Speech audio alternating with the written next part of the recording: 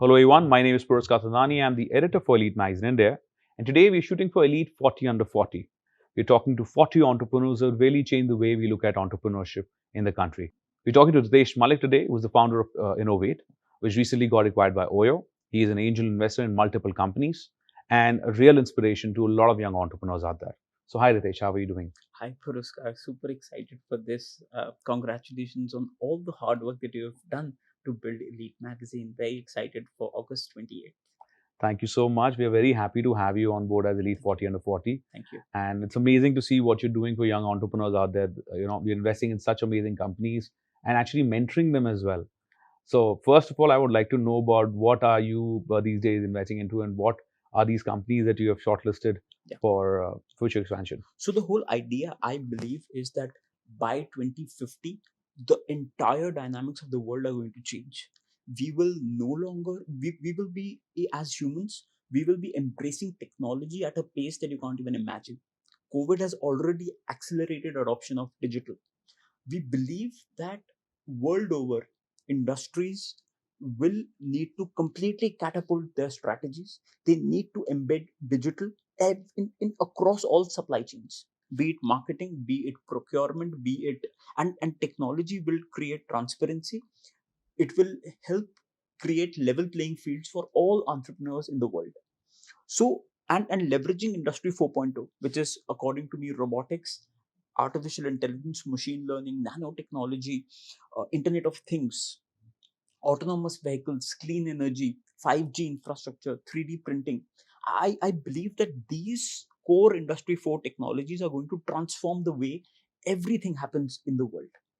And my personal focus is that India will be the epicenter of export of software, and that is the dream. And I personally want to be a part of those high growth companies which will be creating the next wave of industry 4.0 products, which will help solve large grand challenges of humankind: food for all, pollution, agriculture, uh, healthcare for all. So I believe that decentralization will start happening in these areas. Even if you see today, healthcare is only for a particular elite number of people in the country, because a country like India, which has under 2% GDP, how do you create a framework for healthcare for all? And the only way to do that is digital health, focusing on prevention, focusing on content, and I feel that wherever you embed technology, you can really extract more value.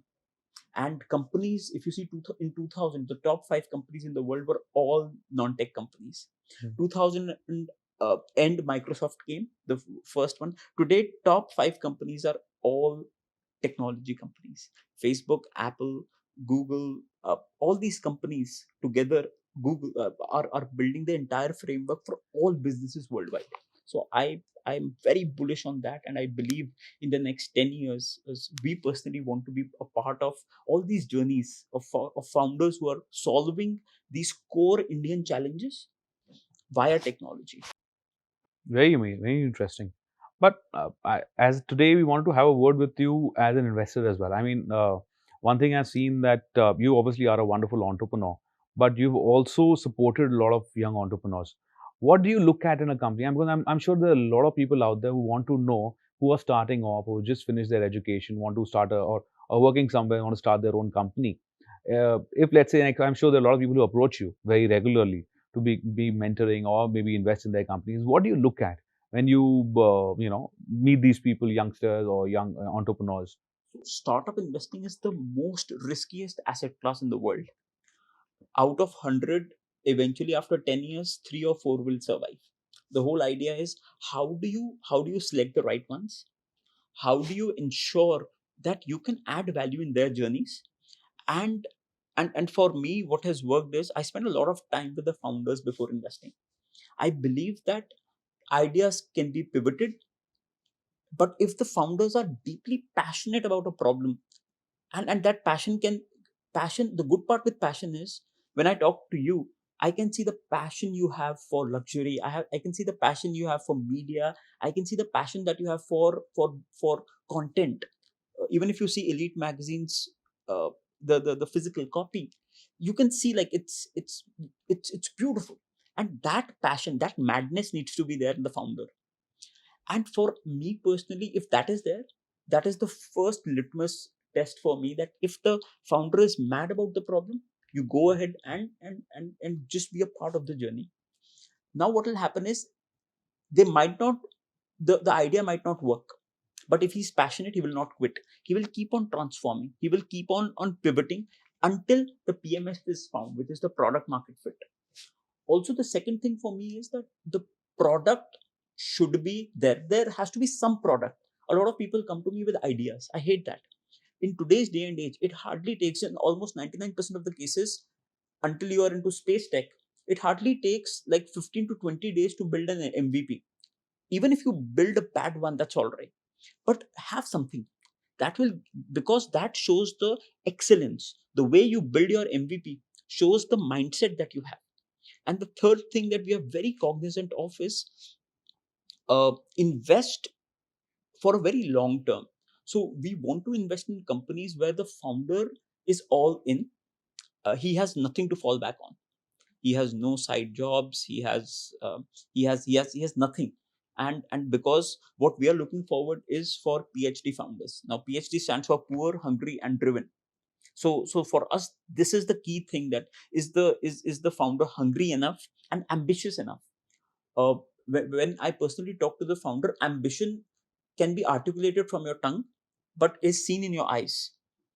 If you are able to see that ambition, "Okay, I have to build something which can truly transform a million lives." I think that is something which really excites me personally, to be a part of someone's journey. And then even if you fail, doesn't matter, because you had a moonshot in your mind. Hmm. No, that's very nice of you and very nice. What about letting somebody down? That's also, I think, a lot of people don't talk about that. And I thought, let me talk about that. I'm sure there are a lot of people who come to you with ideas. And okay, when I also started 10 years ago, when I started a media house, we were getting into in a sector where things were changing. Digitalization was taking place, and we were going on an analog business model. And we said, we will do that. And I remember a lot of people were positive, a lot of people, but we never let the. I think I was optimistic enough in my approach in life, maybe young, immature, maybe optimistic. That's people for people to interpret on their own self. But I didn't let those rejections pull me down. But I feel this is not the case these days. I feel young entrepreneurs today are quite more fragile, a little bit more fickle-minded. They don't see it through, and maybe they take rejection in a very sad manner. The mental health also is a big issue these Yeah, days with yeah, so much negativity around. yeah. What about that? What do you suggest somebody who's recently been denied funding, or who recently been told that maybe this is not for us by an investor or a VC? What do you suggest for them? What do they should do right at that point of time? This is very interesting, very relevant question, because being a doctor, I can vouch for what you just said, that mental health is a very vast topic, especially in entrepreneurship. I can vouch. There are so many friends of mine, being a doctor, they keep on calling me, asking me that, yeah, I'm having these kind of thoughts. Hmm. So in my opinion, being an entrepreneur is just like being a revolutionary uh, fighter. You need to be literally fighting with everyone with wall on your back. So I think, personally speaking, this is one of the qualities that we look in founders. How gray haired are they? That means that even them, they might be just 25 years of age, but are they gray haired to manage stress? Are they gray haired to manage rejections? Because if the founder is getting everything that he's aiming for, that means he's not thinking large enough. Agreed. And if you're not getting rejections, that means that you are in your comfort zone. Hmm. So I think managing rejection is a very important part, and that is where my role comes as an investor. My job is to ensure that the founder never lets go of his mindset. He continuously, and for that, what we've created a framework where we say that the more rejections you have, the happier you should get, because you are going to get something very close by. And also, rejections create sensitivities. Now the more sensitive you are, the more desire you have to achieve something, because someone rejected you. If you see, all the brilliant inventions in the world happened because of a rejection. Failure is the ladder to success. That's Yes. the one of the core So mottos of success this. is failure turned inside out. Mm. When someone rejects you, remember, they are not rejecting you, they are rejecting that part of you which believes something.